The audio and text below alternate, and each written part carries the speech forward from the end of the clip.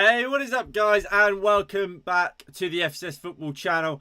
And we have some big news coming from Manchester United, and that is, as you can read down below, just in the corner there, an agreement has been reached for the transfer of Lisandro Martínez from Ajax to Manchester United for free of around £45 million. Now, this is what Manchester United have tweeted. If we go over there, here we go. So, obviously, like I said, an agreement has been reached with this nice little graphic. We go over to this screen. This one, even. This is what has been said. So, transfer news. Agreement reached for Martinez. Manchester United is delighted to announce the club has reached an agreement with Ajax for the transfer of Argentinian international Lisandro Martinez, subject to medical, to player terms being finalised and UK visa requirements. So, to sum that up, what that basically means is Manchester United have signed Lisandro Martinez. Now, the deal isn't 100% done. He isn't officially a Manchester United player just yet. I know what we saw with Christian Eriksen yesterday, where he officially became a United player. Lisandro Martinez isn't quite that. We've basically what that says is, us and Ajax, we've agreed, look, let's get this deal done. We will accept the money that they want. And now it's down to Martinez. Look, the deal is basically done, but there's a few technicalities here and there that kind of have to be jumped through before Manchester United can officially announce it.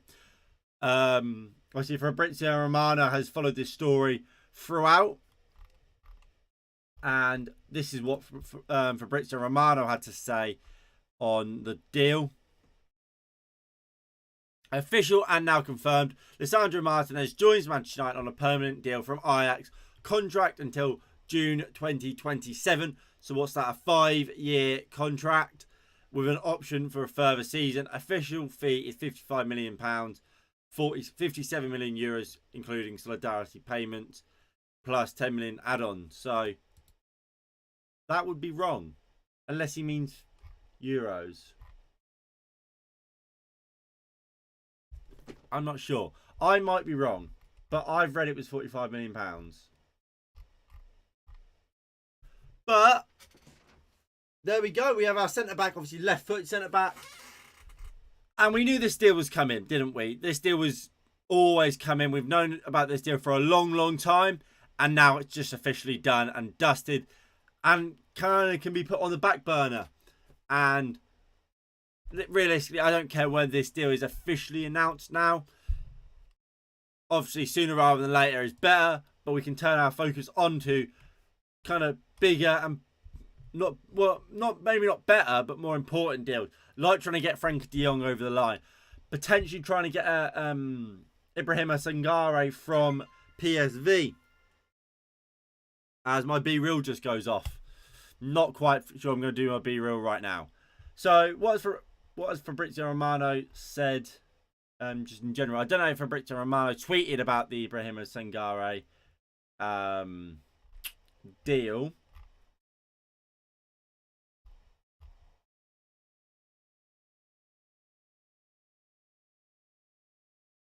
So look, there you go. So there he says 55 million euros plus add-ons. So I assume where he's put pounds on the last one, he means euros. But there we go. So again, Fabrizio Romano did tweet earlier the deal has been done. Now, when I saw this, I was actually expecting it to be the official. United have actually signed him and all the T's and C's, I guess, I'll put it, would have been done. Like the Eriksen one had. Like I just said, they haven't been officially all done yet. So that's why it's only a deal agreed and not officially that he signed. But it's more or less that anyway. And I don't think anything's been said about Sangare in terms of Fabrizio Romano.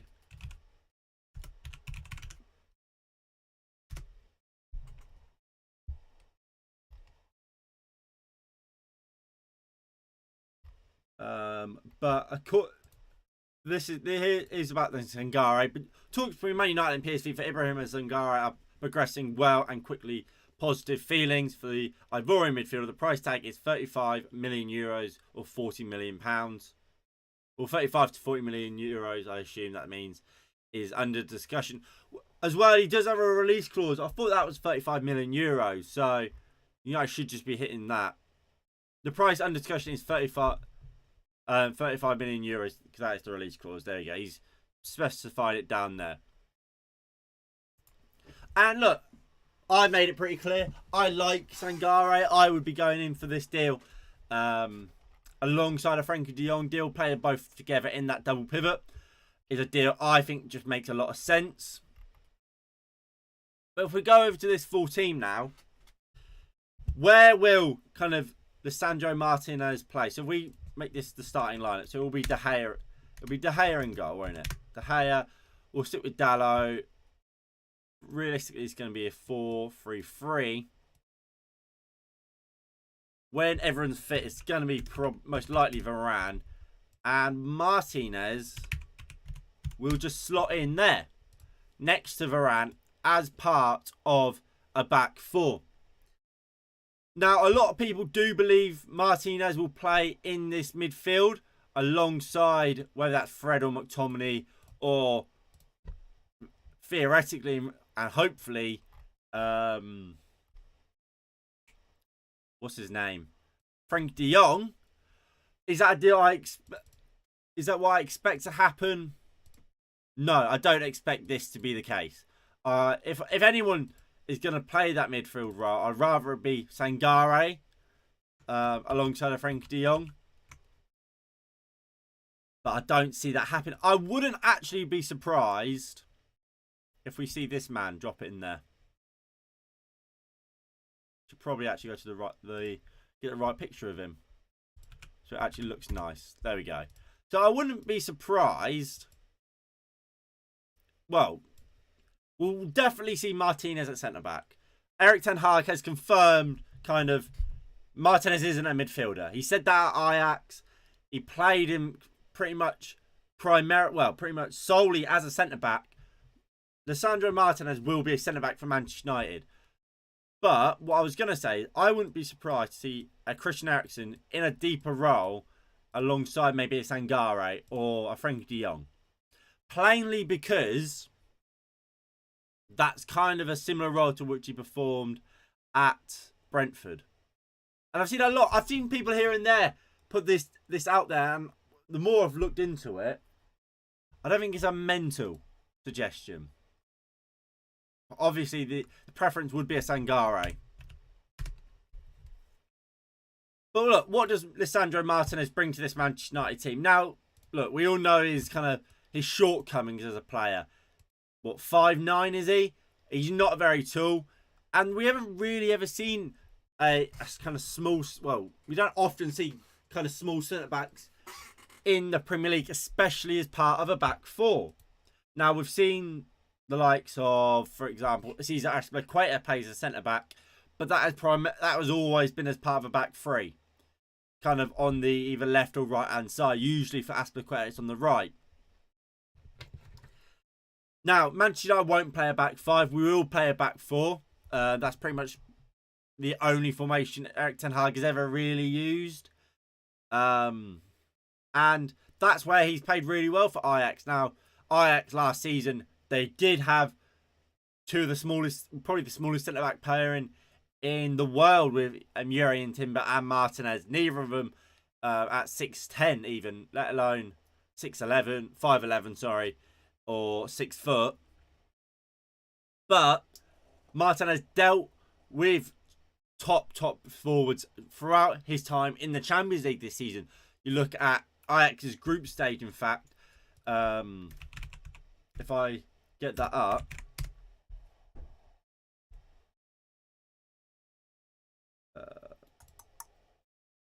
Here we go.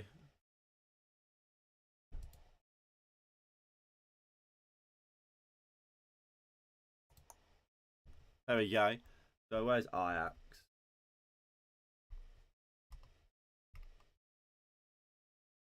Ajax, there you go. So Ajax coming up against Sporting, Dortmund and Besiktas won every single one of their games, only conceding 5 goals and scoring 20. You have to remember, that's Dortmund, Erling Haaland. So, Lisandro Martinez is used to playing against top teams, against difficult opponents. And is very good.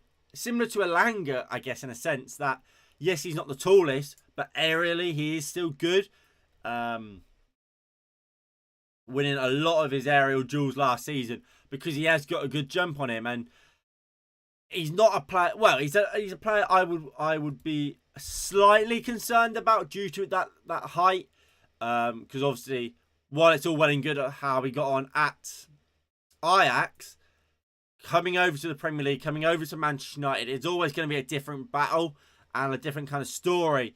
But I do believe he is a very, very good and talented centre-back who obviously has unbelievable ball-playing skills. And that's kind of why United brought him in. And I'm not really concerned about the kind of aerial kind of issues, I guess, he has. I think he comes in, strengthens our centre-back position, and whether that's as a starter, which I think he probably will be, or as a backup to a Victor Lindelof, a Harry Maguire, a Raphael Varane, and even potentially an Eric Bailly, I'm not sure. But all in all, I think this is a good transfer, and a transfer that Manchester United needs to get done, and I'm happy we have got done. Well, at least as far as we could do at this moment. Like I said earlier, this deal isn't officially done. This is an agreement being reached. So, come tomorrow, all talks could fall and he could not join. Chances of that happening, next to none.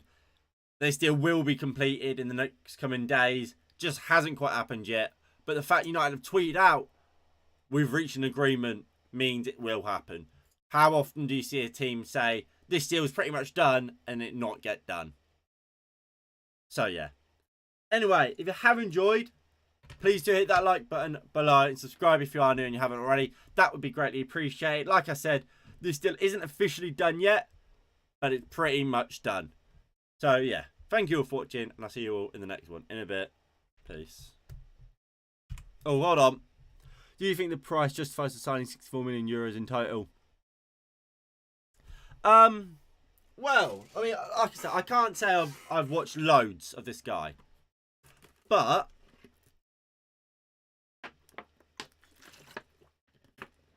I think, how old is he? I know he's young.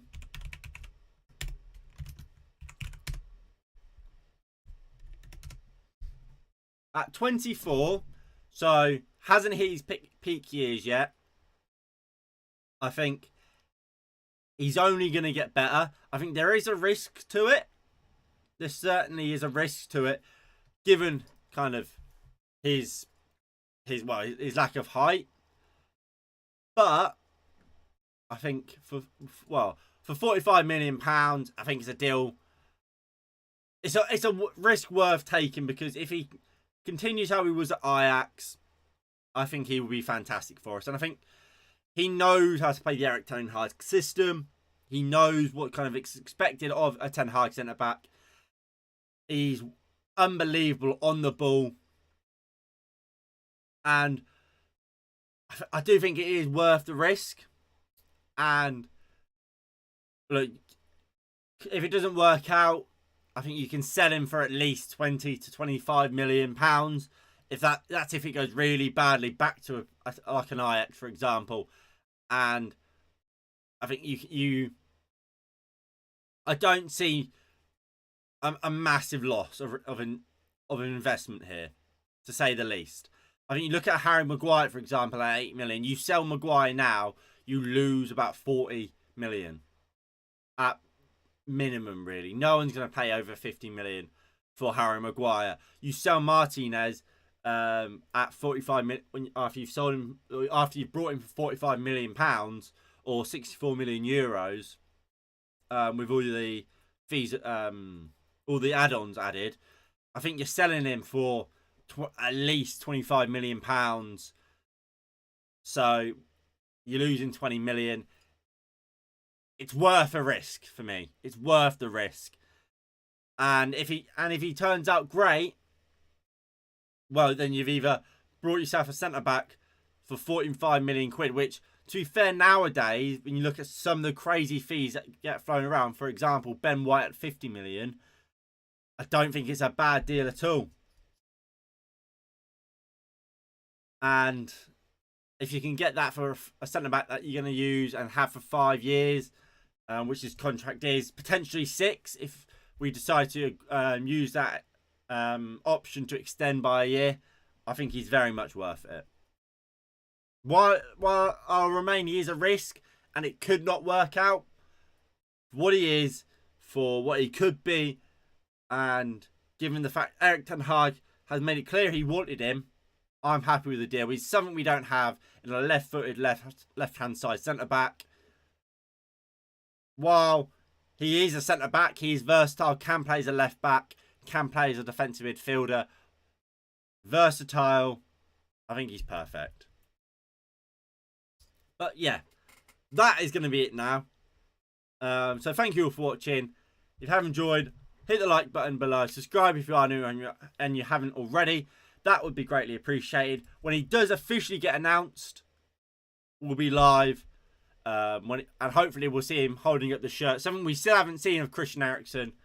But yeah, thank you all for watching, and I'll see you all in the next one. In a bit. Peace.